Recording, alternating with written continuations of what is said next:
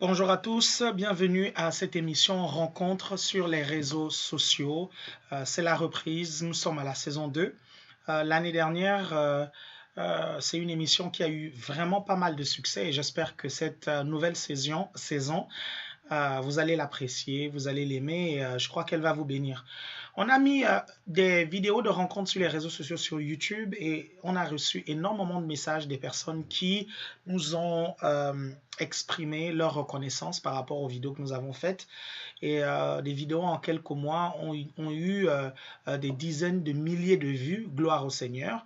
Il y a une vidéo qui a très très bien marché, notamment comment interpréter les rêves, comment prier pour ses besoins. C'est des vidéos qui sont très très regardées. J'espère que cette nouvelle saison va vraiment vous aider et que vous allez la partager et davantage aimer. Le but de cette émission, c'est de vous coacher, hein, vous coacher par rapport à votre vie chrétienne, par rapport à votre destinée, par rapport à pas mal de choses un peu pratiques. Et à cette saison, on va voir beaucoup de thèmes, hein. La semaine prochaine, pour le moment, je vais commencer à faire les mardis et je verrai si j'ai la possibilité de faire le mardi et le jeudi. Je vous dirai un jour à l'avance ou je vous dirai le matin quand est-ce qu'on aura un direct à midi. Donc les directs vont se passer entre midi et 2 et parfois même je ferai des directs dans la soirée pour que d'autres personnes puissent participer. Ça va être vraiment bien. Le principe de l'émission, il est très simple. Donc, moi, je discute avec vous. On est sur les réseaux sociaux, notamment sur Facebook, et je discute avec vous en partageant la parole de Dieu, en lisant vos commentaires, en lisant parfois même vos demandes de prière. Pendant qu'on y est, je vais voir un peu les quelques personnes qui sont là avec nous. Gloire à Dieu. Nous avons donc déjà, je vais commencer à saluer quelques personnes. Gloire au Seigneur. Glory be to God. Hallelujah. Voilà. Donc là, déjà, il y a Béa Osavou qui me dit bonjour, pasteur. Ah là là, voilà. Béa Osavou qui me dit bonjour, pasteur. Il y a Chantal. Bonjour, Chantal. Que Dieu te bénisse. Il y a le pasteur Yvan Rowe. Pasteur Yvan Rowe, que le Seigneur te bénisse. En tout cas, que le Seigneur bénisse aussi Caroline, ta merveilleuse épouse. J'ai hâte de venir au Canada. J'ai beaucoup de travail ici. C'est la raison pour laquelle ça fait un petit moment déjà que je ne suis pas venu vous voir. Mais je vous aime, je vous porte dans mon cœur. C'est juste à cause du boulot qu'il y a ici. Bonjour Taylor. Ah, tu es au rendez-vous. Oh, merci Seigneur. Corinne Boujeka aussi. Et Picaizo. Ah, ACR Lyon. Et Picaizo, le frère. Bonjour Caroline Rokia Mambaya. Ben, elle, c'est ACR Paris. Bonjour Mardoché. Bonjour Nestor Asseli. Bonjour Naomi. Naomi Gloire Mbata. Comment ça va? Et ton mari, il va bien? Gloire au Seigneur. Bonjour Clécy. Ah, Clécy est là. Roger School. Ça, c'est ACER Multimédia de Rennes. Christelle de Almeida, toujours au rendez-vous, Christelle. Que le Seigneur te bénisse, que le Seigneur te comble, que le Seigneur te remplisse, que le Seigneur vraiment te bénisse à fond, à fond, à fond, à fond, à fond, à fond. Glory be to God. Donc, en fait, quand vous me voyez sur mon ordinateur, c'est le concept même de l'émission, hein. Je suis devant mon ordinateur et je manipule les choses. Gloire au Seigneur. Ok. Je manipule les choses devant mon ordinateur, sur mon ordinateur. Glory to God. Hallelujah. Voilà. Voilà. Donc, je continue à saluer les personnes. Bonjour, Christelle. Bonjour. Oh, Pasteur Gentil. Je suis fou de Dieu. Je suis fou de Dieu. La joie du Seigneur est ma force. La joie du Seigneur est ma force. La joie du Seigneur est ma force. Il y a un deuxième tube qui arrive là, vraiment, il se prépare fort. Je vous dis que je suis déter.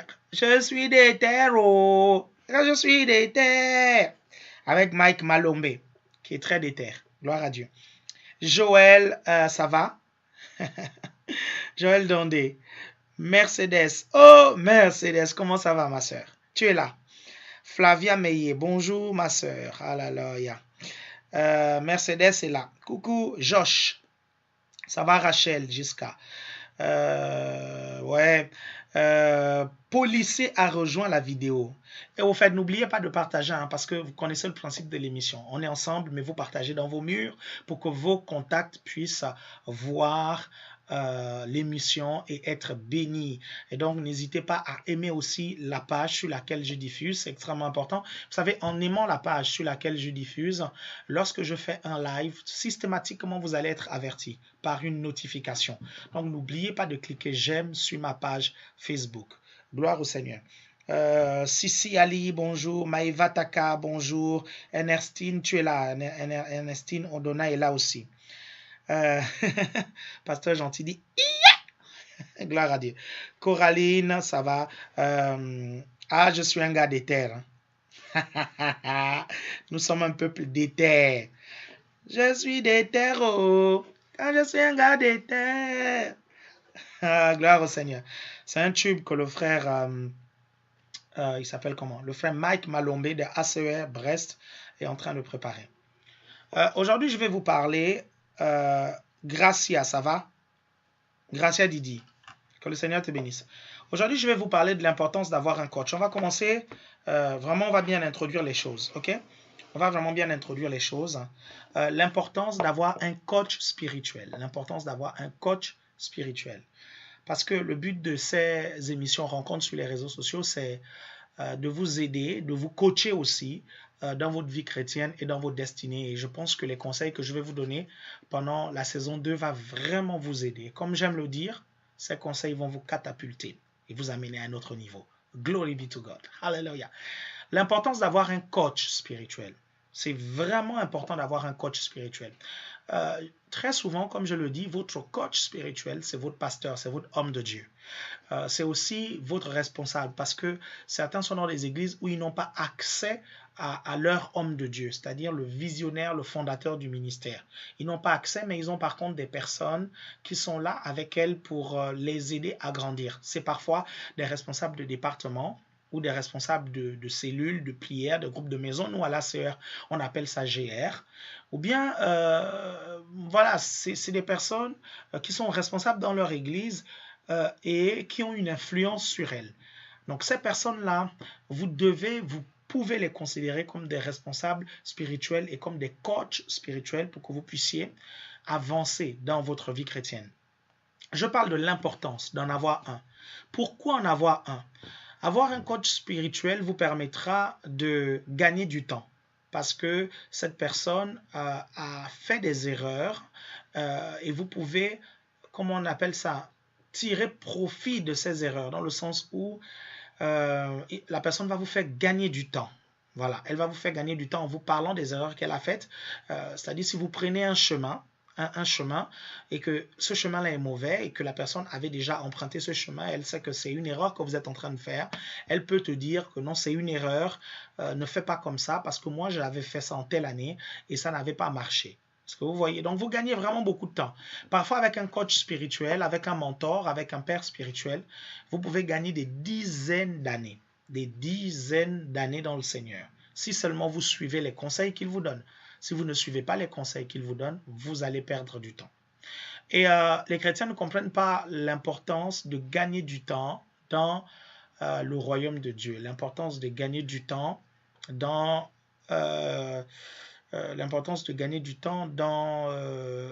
les choses du Seigneur.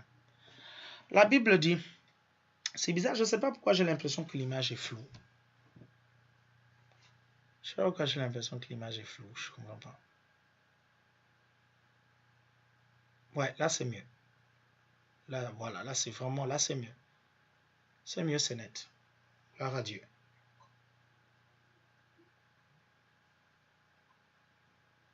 Ok, très bien. Oh, Rosa Gaspard, bonjour. Comment ça va, ma soeur Aurélie Nag? Ok, l'image est bonne de votre côté. Gloire à Dieu. Ok, super. Pasteur Ro, comment ça se passe là-bas au Canada? Il fait beau là déjà. Il fait déjà super beau.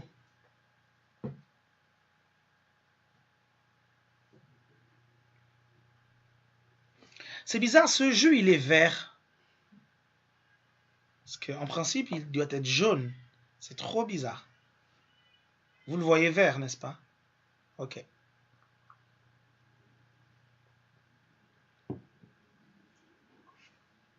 Ok. Naomi me dit, c'est bon. Oh, victoire, gagne. Ok. Ok, Yvan, c'est l'été enfin. Gloire à Dieu. Elodie Tasté a rejoint. Gloire au Seigneur. Naomi, gloire. Mbata Mayela. Oui, c'est vert. Ouais. Bon. C'est pas grave, c'est moi qui le bois, c'est pas vous. Comment ça va, Auriel? Oh, les oreilles. Diffusion interrompue, je ne sais pas pourquoi. Diffusion interrompue. Et je ne comprends pas pourquoi ça avait interrompu la vidéo. Eli Eram Ampeke Mbolo. Pasteur Tiki, comment ça va? Ça ne marche pas vers moi, il faut réactualiser. Il faut réactualiser parce que tout à l'heure, peut-être on a eu un problème de connexion Internet, je ne sais pas. Non, est-ce que vous... Non, moi, peut-être pas. Pas de problème ici. Ah ouais, ok, bah, c'était de mon côté. C'était pas de votre côté. Ok. Ok, ok. Ok, j'étais en train de vous parler de l'importance d'avoir un coach spirituel. Un coach spirituel, c'est extrêmement important. Parce que...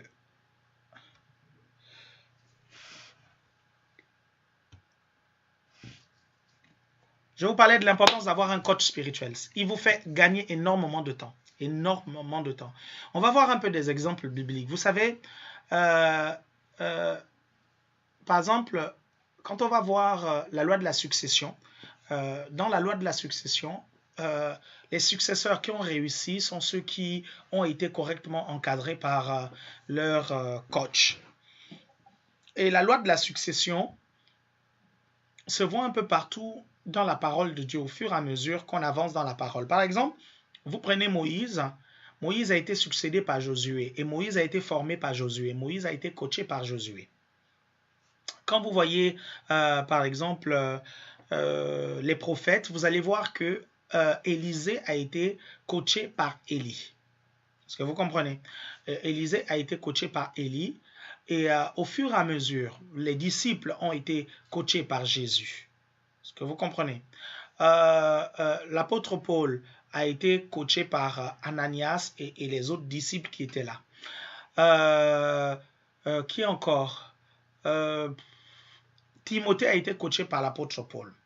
C'est extrêmement important que vous ayez un coach spirituel. Et je le dis, et je le redis, et je ne le redirai jamais assez. C'est important pour un chrétien d'être dans une église locale. Peu importe ce que vous avez vécu et ce que vous avez subi dans les anciennes églises, vous devez être dans une église locale pour être encadré et être entouré. Maintenant, c'est vrai qu'il y a des églises dans lesquelles l'encadrement n'est pas terrible, hein, mais n'empêche, dans la majorité des églises, si le pasteur n'a pas le temps de pouvoir faire les entretiens, il a une équipe qui fait les entretiens pour son compte. Et ces personnes-là qui s'entretiennent avec vous pour prendre soin de vous, vous pouvez les considérer comme étant des coachs spirituels. C'est des personnes avec qui vous devez souvent parler, c'est des personnes avec qui vous devez vous entretenir sur certains sujets bien précis pour que vous ne fassiez pas des erreurs. Vous devez maintenant identifier plusieurs domaines dans votre vie.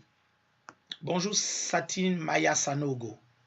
Ça, c'est la Côte d'Ivoire, ça. Sanogo, ça c'est la Côte d'Ivoire. Sati Maya Sanogo. Gloire à Dieu. Tu nous suis d'où, Sati? Gloire à Dieu. Donc, vous devez identifier des domaines. Par exemple, il y a le domaine marital ou sentimental. Il y a le domaine financier. Il y a le domaine spirituel. Mais même dans le domaine spirituel, il y a encore des subdivisions. Il y a notre ministère. Est-ce que vous comprenez? Je vous prends l'exemple du prophétique. La prochaine fois, nous diffuserons sur Évangile TV aussi. Exceptionnellement, nous n'avons pas diffusé sur Évangile TV parce qu'il faut quelques réajustements techniques. Donc, nous allons rester un peu sur Facebook, mais de toutes les façons, cette vidéo sera en replay sur Évangile TV. Donc, je vous prends l'exemple du prophétique. il est vraiment difficile. Et ne vous méprenez pas sur mes propos. Hein. Il est très difficile pour un ministère où il n'y a pas l'onction prophétique de pouvoir encadrer des prophètes, par exemple, et de pouvoir coacher des prophètes. C'est la raison pour laquelle je bénis vraiment le Seigneur pour le ministère qu'il m'a donné. Parce qu'avec un ministère apostolique, j'ai l'onction prophétique qui se manifeste dans ma vie et je peux encadrer les prophètes. Vous savez, l'apôtre peut encadrer les prophètes. Okay? Et c'est un ministère où on a vraiment besoin de coaching parce que les gens peuvent faire beaucoup d'erreurs. Et s'il n'y a pas de coach des prophètes, il y aura des ministères qui vont naître et ces ministères vont mourir. Ou bien on va tuer ces gars-là parce qu'on ne comprendra pas leur onction, on ne comprendra pas leur façon de faire et leurs agissements. Donc on a besoin de quelqu'un pour pouvoir les encadrer. Les pasteurs, il y a beaucoup de coachs des pasteurs. Hein. Là, on est dans le coaching spirituel. Hein. On est dans le coaching spirituel. Dans la partie spirituelle, c'est la partie du ministère. OK? Gloire à Dieu. Les pasteurs, on a des systèmes même pour pouvoir former les pasteurs, coacher les pasteurs. Et même là, il y a beaucoup de pasteurs qui ne comprennent pas qu'ils doivent être coachés par quelqu'un. Est-ce que vous comprenez? Moi, j'ai des personnes qui me coachent, j'ai des personnes qui me donnent des conseils. J'ai des personnes vers qui je peux aller. Quand j'ai besoin de conseils, je vais vers ces personnes-là et je leur demande des conseils. Est-ce que vous comprenez? Les évangélistes ont besoin d'être coachés. Les enseignants ont aussi besoin d'être coachés. Est-ce que vous comprenez ça? Ça, c'est extrêmement important. Maintenant, dans le domaine spirituel, on va voir aussi le domaine de la relation avec Dieu. Votre relation avec Dieu, vous avez besoin aussi d'être coaché. Vous allez me dire, mais c'est ma relation avec Dieu. En quoi j'ai besoin d'être coaché? Parce que certains chrétiens entendent des choses et ils croient que c'est Dieu qui leur parle. Mais Dieu ne leur parle pas. C'est parfois le diable qui leur parle et ils ne comprennent même pas que le diable est en train de leur parler. Quand les responsables spirituels leur disent que c'est le diable qui te parle, ce n'est pas Dieu qui te parle, ou quand les responsables spirituels leur disent que c'est ta chair qui a parlé, ces personnes-là ne croient pas. Vous avez besoin d'accepter le coaching de votre responsable spirituel. Je le redis, si vous n'avez pas d'église, vous êtes en tort. Je vous dis la vérité. Le ministère média n'est pas là pour nourrir des personnes qui n'ont pas d'église. Le ministère média est là pour servir le corps. Parce que ce que nous vivons dans nos églises locales, on aimerait le partager avec le corps de Christ. Donc en principe, ce qu'on vous donne là, c'est pour compléter ce que votre pasteur vous donne. Est-ce que vous comprenez? Mais ça ne justifie pas le fait de ne pas avoir une église locale et de ne pas aller dans une église locale. Ça ne justifie pas le fait de ne pas être encadré. Et je parle souvent des gens qui sont en train de se lever par-ci par-là sur Internet pour commencer à prêcher et dire des choses. Et ça fait un moment que je tire la sonnette d'alarme par rapport à cela. Et je pense que pendant cette saison 2, je le dirai très souvent et je le redirai. Vous savez, vous ne devez pas vous improviser prédicateur. Ce n'est pas parce qu'aujourd'hui, avec Facebook, vous pouvez faire des lives et parler que vous allez vous lever et commencer à le faire. Vous pouvez faire plus de dégâts que de bien. Parce que c'est important que vous soyez reconnu comme tel. C'est important que votre responsable spirituel vous reconnaisse comme tel. Si votre responsable spirituel ne vous reconnaît pas comme tel et que vous le faites quand même, vous êtes en désobéissance. La Bible ne vous interdit pas d'évangéliser, de prêcher l'évangile. Ce n'est pas de ça dont je parle. Vous pouvez vous mettre sur Facebook Live et prêcher l'évangile. Est-ce que vous comprenez? C'est-à-dire vous parlez aux personnes qui ne connaissent pas le Seigneur. Et vous leur annoncez que Jésus est le seul chemin qui mène vers le Père. Vous leur annoncez la repentance de leurs péchés et vous leur annoncez la possibilité de naître de nouveau. Je vous parle de ces chrétiens qui se mettent devant leur caméra pour commencer à jouer les pasteurs, à jouer aux prophètes, à jouer à l'enseignant. Et quand vous les écoutez enseigner, certains disent mais vraiment des hérésies. Et vous vous rendez compte que certains veulent être coachs spirituels, veulent être des responsables spirituels et eux-mêmes, ils n'ont personne au-dessus d'eux pour pouvoir les aider à avancer. Vous ne pouvez pas exercer l'autorité si vous n'avez pas été sous l'autorité de quelqu'un. Parce que vous devez comprendre comment l'autorité fonctionne et ce que l'autorité fait dans la vie de quelqu'un. Si vous-même, vous ne comprenez pas ça, vous ne pouvez pas tout simplement vous autoproclamer. Mes chers frères et sœurs, vous allez me dire, oui, mais Jésus, qu'est-ce qu'il a introduit dans le ministère? Jésus s'est autoproclamé. Non, Jésus ne s'est pas autoproclamé. Jésus ne s'est pas autoproclamé. C'est Jean-Baptiste qui a introduit Jésus dans le ministère. Jean-Baptiste a dit, je suis la voix de celui qui crie dans le désert, aplanissez le sentier du Seigneur. Vous voyez, lui venait pour aplanir le sentier du Seigneur. C'est lui qui a annoncé au peuple juif que voici l'agneau de Dieu qui ôte le péché du monde. C'est la raison pour laquelle quand certaines personnes sont venues lui demander par quelle autorité il faisait cela, il a cité Jean-Baptiste. Il a dit par quelle autorité Jean-Baptiste faisait cela, parce que c'est Jean-Baptiste qui l'avait introduit dans le ministère, mais qui avait introduit Jean-Baptiste dans le ministère. Je vous rappelle que quand Jean-Baptiste naît, ou avant la naissance de Jean-Baptiste, un ange va parler au père de Jean-Baptiste l'année où le papa de Jean-Baptiste est nommé par le sort comme souverain sacrificateur. Et c'était quand même une position spirituelle d'autorité. Donc on comprend que le père de Jean-Baptiste était sacrificateur. Et cette année-là, quand l'ange est venu lui parler, il était souverain sacrificateur. C'est lui qui devait rentrer dans le Saint des Saints pour offrir le sacrifice. Donc Jean-Baptiste va naître dans une famille d'hommes de Dieu. Et quand l'ange dit au père que l'enfant qui va naître sera un prophète, tu vas l'appeler Jean, parce qu'il aura la responsabilité de ramener le cœur des pères au fils, et sur lui va reposer l'onction d'Élie. Dieu est en train de parler à un homme de Dieu, et il dit à cet homme de Dieu, l'enfant que tu vas naître sera aussi un homme de Dieu, il faudra le reconnaître comme tel, il faudra l'éduquer comme tel, et il faudra l'introduire comme tel. Est-ce que vous comprenez? Jean-Baptiste était dans la caste des sacrificateurs parce qu'il était issu d'un père sacrificateur. Est-ce que vous suivez? Donc, c'est dans cet environnement-là qu'il a été introduit dans le ministère. Maintenant, quand on étudie le courant théologique de Jean-Baptiste, Jean-Baptiste a adhéré à un certain courant théologique, je pense que c'est les Esséniens, si je ne me trompe pas, ce sont les Esséniens, mais en tout cas, quand on étudie l'histoire de Jean-Baptiste, on ne peut pas dire qu'il s'est improvisé, il y a quand même des autorités spirituelles qui l'ont reconnu comme tel, si on accepte que son papa est une autorité spirituelle en tant que sacrificateur, je dirais mieux en tant que souverain sacrificateur, et que l'ange a parlé à son père, lui, il peut reconnaître le ministère de son fils. Est-ce que vous arrivez à me suivre? Donc, c'est important de comprendre ça parce que la reconnaissance d'un ministère est importante pour encadrer le ministre de l'Évangile. Est-ce que vous suivez? Le coaching d'un ministère est important pour pouvoir encadrer. Sinon, ça amène beaucoup de désordre. Et des hommes de Dieu qui ne sont pas encadrés, ils finissent par faire du désordre. Et les brebis, les chrétiens qui ne sont pas encadrés, finissent par faire du désordre. Et certains qui ne sont pas dans des cadres, justement, sont livrés à eux-mêmes. Quand je dis livrés à eux-mêmes, c'est qu'ils peuvent faire ce qu'ils veulent parce qu'ils n'ont aucune autorité au-dessus.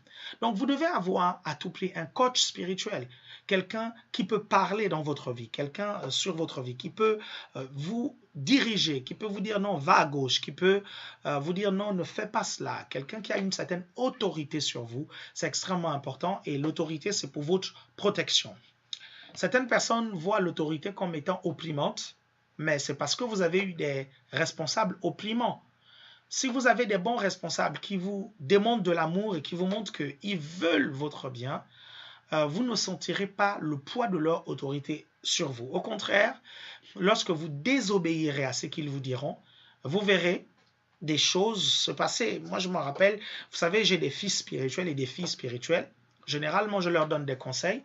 En leur donnant des conseils, je leur dis où est-ce que la décision qu'ils ont prise va les amener. Je leur dis non, ça, ce genre de décision-là, je l'ai déjà prise et ça m'a amené là.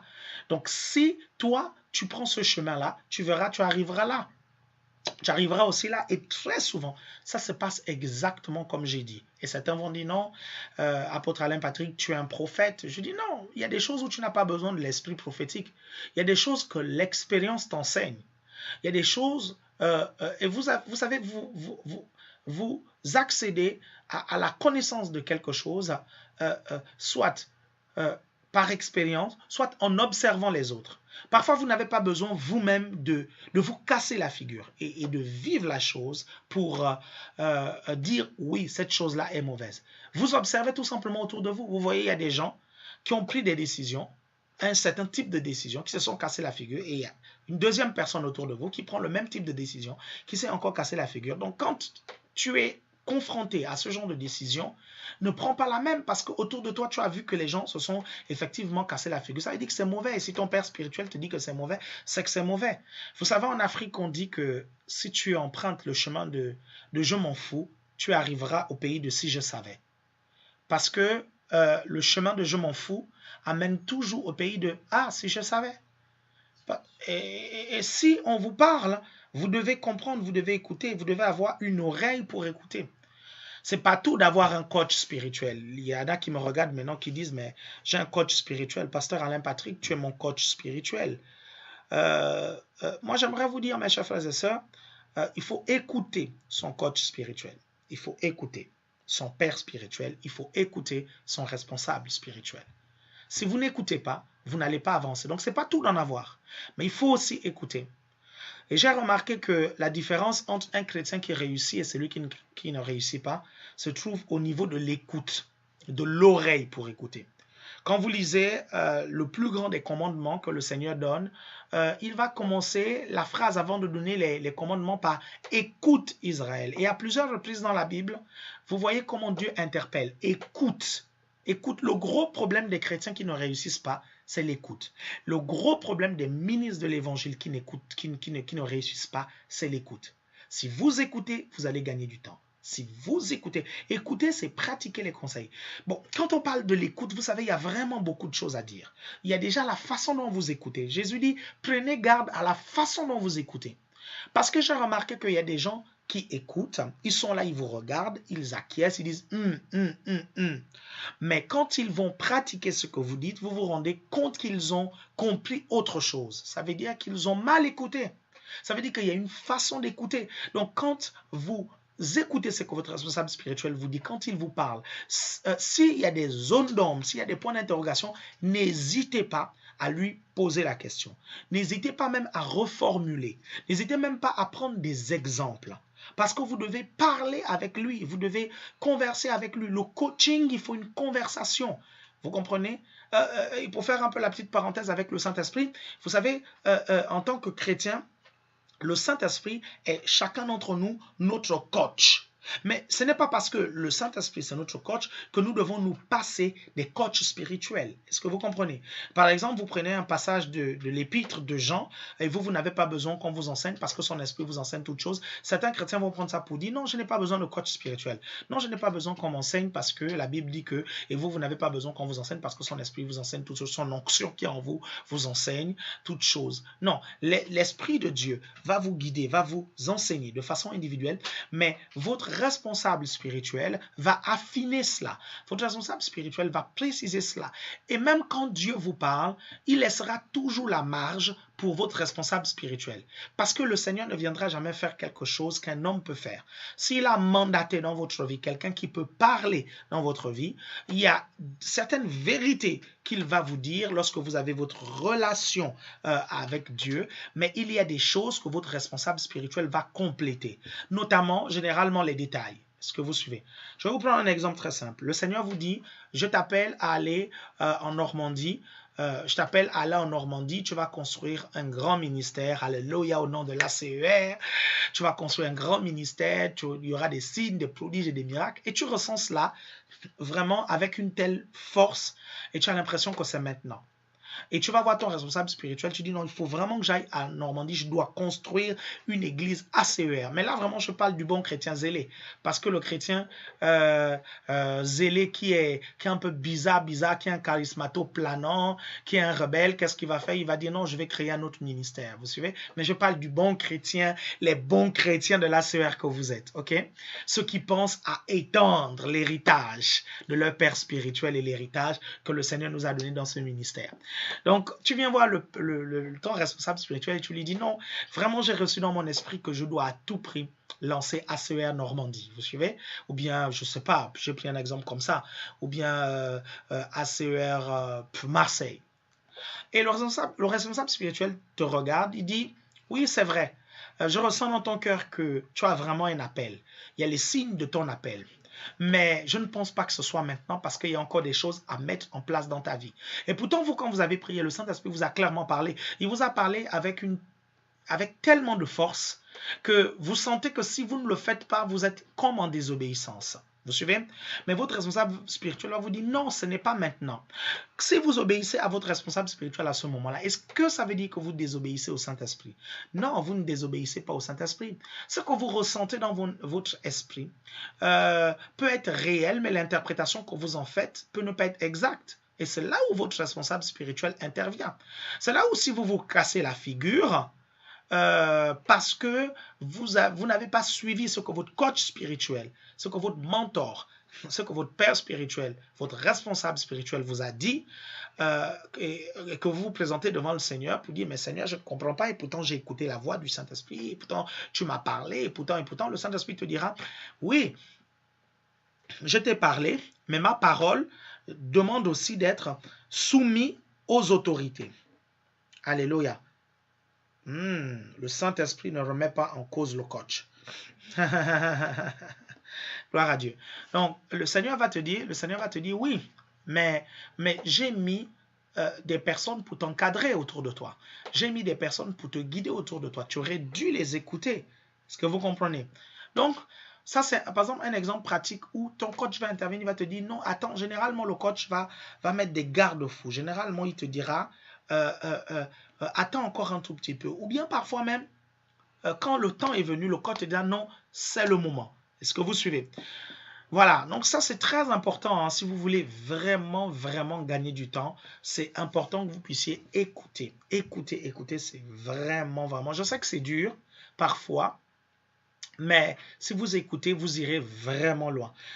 Je sais que il y a personnellement des décisions que j'ai voulu prendre. Heureusement que j'ai eu des personnes qui m'ont donné des conseils. Et j'ai écouté ces conseils-là et ça m'a beaucoup aidé. Ça m'a beaucoup aidé. Vous savez, le ministère ACER est là où il est, pas parce que je suis forcément un extraordinaire leader, vous suivez? C'est vrai que je le suis, alléluia. Mais c'est parce que aussi il y a des gens qui ont été là pour me donner des conseils merveilleux et j'ai écouté ces conseils. Vous comprenez? J'ai écouté ces conseils et ça m'a aidé. Et je prie vraiment que pendant cette saison de rencontres sur les réseaux sociaux, vous puissiez écouter mes conseils. Je vais traiter des cas, comment je vais dire ça? Je vais traiter des problèmes que vous rencontrez tous les jours, des cas bien précis. Je vais parler de comment choisir son église locale. Je vais parler de comment gérer les critiques. Parce que beaucoup de gens ne comprennent pas le rôle des critiques dans notre vie. C'est-à-dire les gens qui disent des choses sur vous, les gens qui disent des mauvaises choses sur vous, vous ne comprenez pas parfois le rôle. Vous vous plaignez, vous vous blessez, vous vous offensez. Et vous ne vous rendez pas compte que ces choses-là sont là pour un but. Vous savez, quand j'étais dans mon groupe de jeunes à Libreville et que j'avais des responsables au-dessus de moi, les gens disaient des choses sur moi. Ils disaient mais tellement de choses, parfois des choses graves sur moi. Mais ces choses étaient infondées, mais totalement infondées. Mais infondées. Et un jour, je me suis rapproché du Seigneur et je lui ai dit, mais Seigneur, je ne comprends pas pourquoi les gens, certaines personnes disent ça sur moi. Est-ce que vous comprenez? Et je me suis dit, mais Seigneur, quelle est l'attitude que je dois avoir? Et j'ai commencé à invoquer le feu du ciel. Je dis, Seigneur, mais vraiment, confonds-les, que le feu de Dieu atterrit sur eux. Les choses comme ça, quoi. Le Seigneur m'a dit, non, ne fais pas ça. Ne fais pas ça parce que je t'ai appelé à un grand ministère. Et la foule dira toujours des choses sur toi. La foule fera toujours des commentaires te concernant. J'aimerais là maintenant, dès ton jeune âge, t'habituer aux remarques, aux critiques de la foule. C'est que la foule va dire à ton sujet. Et sache que la foule peut dire du mensonge à ton sujet. Et c'est là où j'ai vu des versets bibliques comme malheur à vous si on ne dit que du bien de vous, des choses de ce genre. Et j'ai commencé à étudier comment la foule se comporte en face d'un ministère à succès. Et je me suis rendu compte de beaucoup de choses, de beaucoup de choses qui m'ont vraiment aidé jusqu'à présent. Quand vous allez sur Internet, ce n'est pas un secret. Voilà, il y a des gens qui racontent des choses tellement bidons sur moi, des choses qui ne sont pas vraies, des choses qui ne sont pas fondées. Et parfois, il y a certaines personnes qui me disent, mais pasteur Alain Patrick, me fais une vidéo même pour pouvoir contrecarrer là, parce que ça entache ta réputation. Il dit des choses qui ne sont pas vraies. Vous savez, moi, je considère qu'en tant que oint de Dieu, en tant que ministre de l'Évangile, je suis un don de Dieu pour le corps de Christ. Dieu m'a fait des dons pour le corps. Et honnêtement, ceux qui suivent ce qui se dit sur Internet d'infondé et de faux, ceux qui suivent ça et qui n'écoutent pas mon enseignement et qui ne veulent pas profiter de la grâce qu'il y a sur ma vie, en vérité, je ne suis pas perdant. Je ne suis pas perdant, c'est eux qui sont perdants. Je me rappelle qu'il y a quelqu'un sur Facebook qui m'a écrit un message et qui m'a dit « Pasteur Alain Patrick, je vous aime beaucoup. Je vous aime vraiment. Mais je ne comprends pas pourquoi on dit ceci sur vous, en fait. » Que vous comprenez. Bon, j'ai dit au frère, déjà, premièrement, celui qui dit ça, il n'est pas crédible du tout. Il n'est pas du tout crédible. J'ai dit, et deuxièmement, on a dit des choses sur Jésus. Les pharisiens, les sadducéens considéraient Jésus comme un malfrat. Vous suivez? Donc, si on a dit ça de Jésus, qui suis-je? Moi, je suis le serviteur du Seigneur. La Bible dit que tout disciple accompli sera comme son maître. Et le Seigneur a dit, s'ils ont persécuté le maître, ils persécuteront les disciples, parce que ça fait partie des persécutions. Et j'aimerais vous montrer comment gérer, dans cette saison, vous montrer comment gérer toutes sortes de critiques. Comment prendre les critiques constructives, parce que ce n'est pas toutes les critiques qu'on rejette. Il y a des critiques qui sont constructives. Il y a des critiques qui sont annonciatrices de quelque chose. Il y a des critiques qui sont là pour travailler notre caractère, parce que l'onction dans la vie de quelqu'un sort quand il y a toutes ces choses-là. Vous devez comprendre que onction vient du verbe oindre. Hein, et on oignait généralement avec de l'huile. Ok, c'est avec de l'huile qu'on on oignait. Et cette huile-là, comment est-ce qu'on la recueillait? Par exemple, l'huile d'olive, on pressait l'olive pour avoir l'huile d'olive. Est-ce que vous comprenez? Et si l'huile est comparée à l'onction, ça veut dire que pour que l'onction puisse couler dans notre vie, on a besoin d'être pressé. Est-ce que vous comprenez? Et parfois, ces choses-là, c'est pour nous presser, pour presser notre caractère, pour créer de la patience dans notre vie et notre ministère. Maintenant, il y a des critiques aussi auxquelles on doit apporter des éléments de réponse. Vous suivez? C'est important dans certaines critiques de pouvoir parler pour pouvoir préciser les choses. Et ça peut aider beaucoup de gens. Est-ce que vous comprenez? Ça, c'est extrêmement important et on va voir toute une étude là-dessus sur comment gérer les critiques et vous allez voir comment vous pourrez vous en sortir. Ok? On va aussi parler des offenses parce que les offenses sont un sérieux problème pour beaucoup de chrétiens. Et je vais essayer de prendre 2-3 sessions pour vous expliquer comment gérer les offenses, parce que vous aurez toujours les offenses. Vous savez, Jésus a dit, les sujets de scandale, il y en aura toujours, mais malheur à celui par qui les sujets de scandale viennent. Les sujets de scandale vont créer des offenses. Est-ce que vous suivez? Comment vous pouvez gérer les offenses? Parce qu'il y a des personnes qui vont être offensées parce que vous leur avez fait quelque chose, mais il y a des personnes qui vont être offensées, vous ne leur avez même rien fait, mais elles sont offensées. Parfois, vous-même, vous allez être offensé par l'attitude des gens. Comment gérer ça? Les offenses bloquent beaucoup de chrétiens dans leur vie spirituelle et dans leur ministère. Un jour, le Saint-Esprit m'a dit, il faut que tu comprennes que c'est pas bien pour un pasteur d'être offensé. Le Saint-Esprit m'a dit, tu es un serviteur de Dieu, tu as l'onction de Dieu dans ta vie, c'est important que tu ne sois pas offensé, garde ton cœur. C'est à partir de ce moment que j'ai appris à guérir facilement des offenses. Oui, bien sûr, les gens m'offensent aussi. Oui, bien sûr, les gens peuvent dire des méchancetés sur moi. Les gens peuvent être extrêmement méchants. Quand je vous parlerai des offenses, je vais vous parler de ce que j'ai vécu personnellement. Vous savez, les gens peuvent être extrêmement méchants, surtout les chrétiens. Les chrétiens peuvent être très méchants. Vous savez, ça fait plus de 25 ans, depuis 1991-1992, que je fréquente régulièrement les chrétiens. Je ne compte pas la période de l'école du dimanche. Parce que la période de l'école du dimanche, voilà, je ne peux pas considérer ça vraiment comme une période où j'ai connu vraiment les chrétiens. Parce que je suis né dedans. Mon père, il était évangéliste, il est auprès du Seigneur maintenant, et ma mère diaconesse. Donc, je suis né dans les églises, j'ai grandi dans les églises, j'ai fréquenté les chrétiens. Mais à partir de 1991-1992, j'ai commencé à véritablement fréquenter les chrétiens. Je me suis rendu compte que les chrétiens peuvent être vraiment méchants, mais vraiment méchants. Et quand ils le font, mais ils sont sincères dans leur méchanceté. C'est-à-dire que, mais ils croient faire plaisir au Seigneur. Ils ne se rendent même pas compte que c'est de la méchanceté. Vous savez, bien aimé, Paul était meurtrier, mais il était sincère dans son meurtre. Il tuait les gens en pensant rendre service à Dieu, en pensant servir le Seigneur. C'est pour ça que le Seigneur, Jésus a dit, certains vous mettront à mort. En vous mettant à mort, ils penseront rendre un culte à Dieu. C'est pour ça que si on n'enseigne pas sur ces choses-là,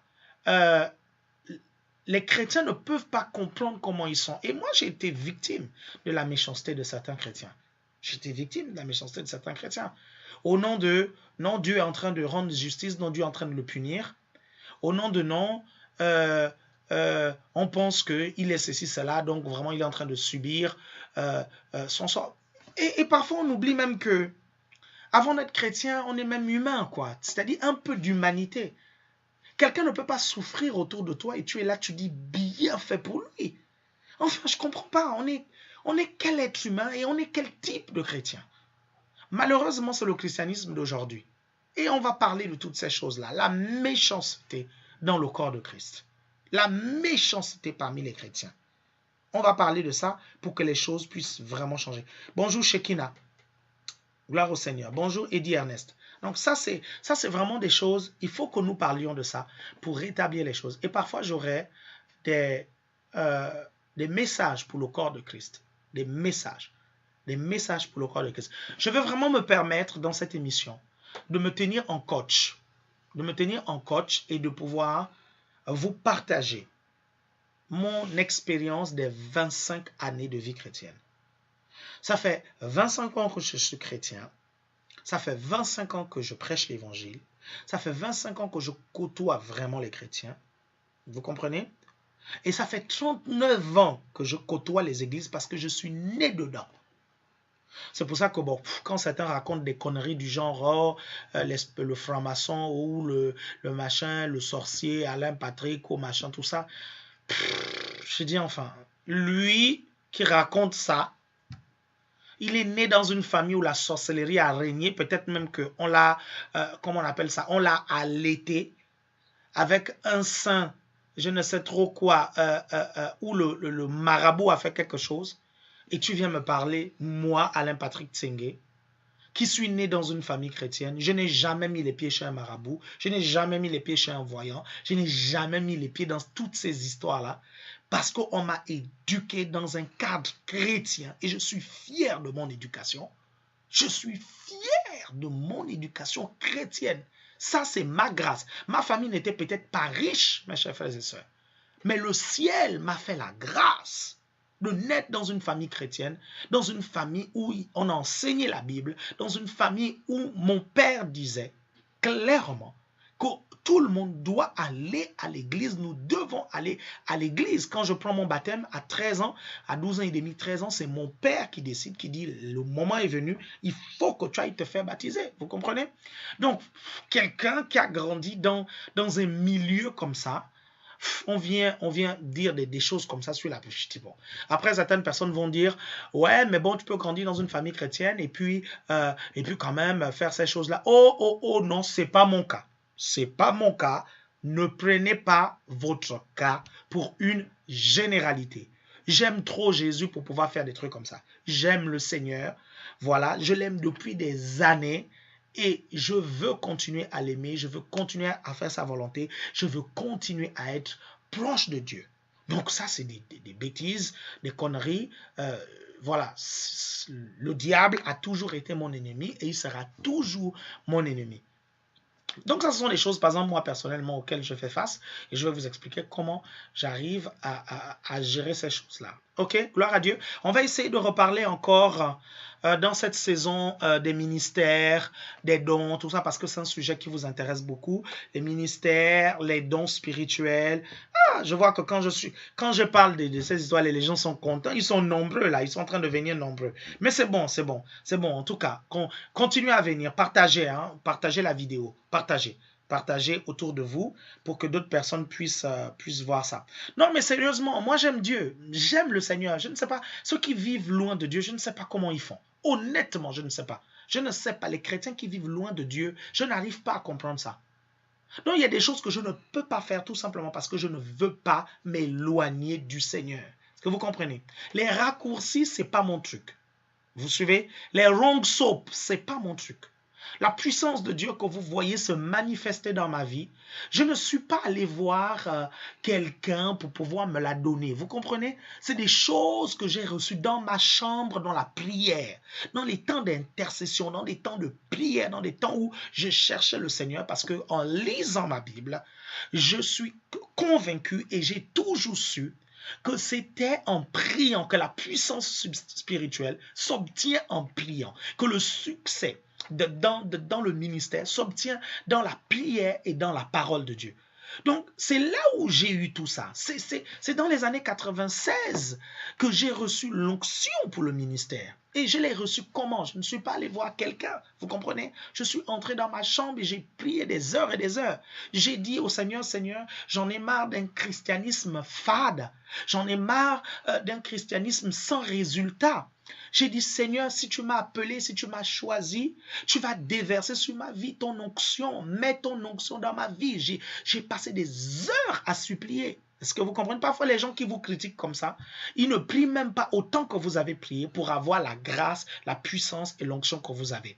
Et c'est pareil avec l'aisance que vous pouvez avoir. Les gens, quand ils vont regarder, par exemple, le ministère ACER, ils vont commencer à dire des choses, critiquer parce que le ministère avance, parce que, amen, alléluia, le ministère prospère, mais ils ne savent pas ce qui s'est passé. Ils ne savent pas qu'on a commencé à 6-7.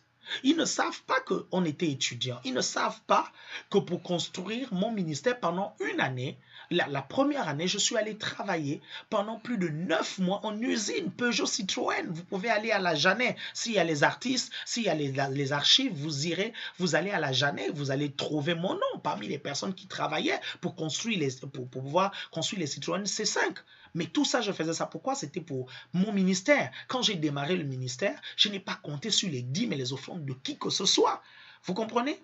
Je raconte souvent ça. Je dis souvent aux gens que j'ai un jour pris un local et comment on appelle ça? Le loyer de ce local-là était plus élevé que les dîmes et les offrandes qui rentraient, à un point où j'ai décidé, mon épouse et moi, d'aller vivre dans le bâtiment pour que le salaire que je gagnais et plus le salaire que mon épouse gagnait puisse nous permettre de pouvoir payer le loyer. Donc, il y a un processus, il y a des étapes. Est-ce que vous comprenez? Ce n'est pas parce que vous arrivez, vous voyez quelqu'un, il arrive à un certain niveau, déjà il vous commencez à dire des trucs, commencez à parler, et puis bon, aujourd'hui, tu prends quelqu'un qui est célèbre, tu commences à le critiquer, toi aussi tu commences à devenir célèbre parce que tu critiques quelqu'un de célèbre et tu surfes sur la célébrité de la personne pour avoir le succès. Mais le problème c'est quoi? Ça c'est bâtir sa vie sur le sable. Ce n'est pas bâtir sa vie sur le roc, c'est bâtir sa vie sur le sable. C'est-à-dire salir la réputation des autres pour pouvoir essayer de construire la tienne. Je te dis que ça va s'écrouler comme un château de sable. J'ai pris le temps de construire ma propre vie spirituelle, j'ai eu le temps de la construire. Ma relation avec Dieu, j'ai eu le temps de la construire. Mon ministère, j'ai eu le temps de le construire.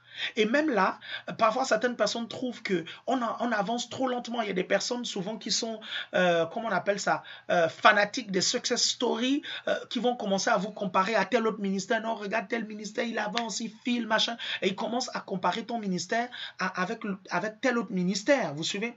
Mais moi, je ne vais pas prendre des raccourcis parce que quelqu'un est en train d'aller plus vite que moi. Est-ce que je fais la course avec quelqu'un? Je ne fais la course avec personne. Quand je me tiens devant le Seigneur, je demande, Seigneur, est-ce que je suis en retard? Si le Seigneur me dit, tu es en retard, je lui dis, que faut-il faire pour rattraper le retard? Et je rattrape le retard. Est-ce que vous comprenez? Mais moi, je me bats pour être dans le chronomètre de Dieu pour ma vie. Donc, je ne vais pas prendre des raccourcis tout simplement parce que j'aimerais paraître comme l'autre paraît. Est-ce que vous comprenez? Aujourd'hui, on a 5 églises et on est en train de construire 3 autres églises. Et les petits groupes de ces 3 autres églises qu'on est en train de construire sont quand même des groupes qui sont conséquents. À ACER Nantes, on est plus de 50. Est-ce que vous comprenez? À Vernon, plus de 50 aussi. En principe, ça, c'est déjà des églises. Est-ce que vous comprenez? On est en train de démarrer un GR à Dubaï. Est-ce que vous arrivez à comprendre? Et à Libreville, on va bientôt démarrer aussi certainement à Libreville. Est-ce que vous me suivez? Donc moi, je suis désolé, je vais à mon rythme, je vais au rythme que le Saint-Esprit m'indique. Donc je ne peux pas prendre de raccourcis. Croyez-moi, je ne prendrai pas de raccourcis parce que j'aime trop le Seigneur. Un jour, ma mère m'a dit ceci. Ma mère m'a dit, Alain, je veux vraiment que tu puisses servir Dieu de la bonne façon. Je ne veux pas que tu sois rejeté après avoir prêché aux autres. C'est pour ça qu'il faut que tu travailles ça. Et c'est ça qu'on est en train de faire. Et c'est ça que j'enseigne à mes fils et à mes filles spirituelles. Le succès vient en étant fidèle. Pourquoi vous êtes pressé? Vous savez, on va parler de toutes ces choses-là. Il ne faut pas être pressé. Ce n'est pas parce que vous voyez quelqu'un à un niveau. Il faut regarder le background de la personne. Vous voyez, l'ACER a quand même plus de 12 ans d'existence, près de 12 ou 13 ans d'existence. Il y a eu des événements qui se sont passés. Il y a eu des défis, il y a eu des épreuves, il y a eu des tests que le Seigneur a fait. Et on est sorti de la tête haute. On n'a pas abandonné le ministère, on a continué. Vous comprenez? Insulté, on a continué. Calomnié, on a continué. Abandonné, on a continué. Trahi, on a continué. Est-ce que vous comprenez? Dormant dans les bureaux, on a continué. Vous suivez? Vous suivez? Servant le Seigneur sans salaire, ni offrande, rien du tout. On a continué. Est-ce que vous suivez? Et c'est ça qui fait que le Seigneur puisse vous faire confiance. Donc, on ne peut pas arriver comme ça. Vous arrivez, vous voyez quelque chose, et puis tout de suite, tac, vous dites non, voilà quoi, la personne est graciée, machin. Et je sais que certains d'entre vous, vous vivez cette situation-là. Vous avez peut-être un talent que vous avez travaillé pendant longtemps. Vous avez peut-être une certaine aisance financière. Et les gens vous critiquent et disent des choses contre vous et ne savent pas comment vous êtes arrivé là. Je vais vous expliquer dans cette saison 2 comment gérer ça. Comment faire en sorte que le chien aboie, la caravane passe. Est-ce que vous comprenez? Parce que ça va vraiment vous aider. Ça va vous aider. Moi, j'ai l'intention d'aller jusqu'au bout de ma destinée. Vous suivez? Je veux arriver au niveau où je dirais, j'ai combattu le bon combat de la foi. J'ai achevé la course. Maintenant, la couronne de gloire m'est réservée. Est-ce que vous comprenez ça? Et pour ça, il faut être du genre, tu tombes, tu te relèves, tu tombes, tu te relèves. Lui, le juste tombe cette fois, il se relève. Tu continues parce que comme je le dis souvent, même en rampant, je vais arriver au ciel. Même en rampant, vous allez arriver au ciel. Est-ce que vous suivez? Vous pouvez peut-être mal commencer et bien terminer, mais relevez-vous et continuez. La vie ne sera pas tout le temps rose, le ministère ne sera pas tout le temps rose, mais ce qui est important, c'est de vous focaliser sur ce que Dieu attend de vous. Dieu vous a dit que il vous appelle, vous foncez quoi. Est-ce que vous comprenez? Donc, tout ça, je vais vous partager mes 25 années. Dis donc, vous êtes en train d'augmenter là. Mais c'est très bien. Pour une reprise, c'est bien hein, le chiffre qu'on est là. C'est vraiment super. C'est bien. Partagez autour de vous. Pour une reprise, c'est vraiment bien. Parce que, rappelez-vous toujours, vous devez aller au bout. Vous devez aller au bout. Je le redis, vous devez aller jusqu'au bout. Ne baissez pas les bras.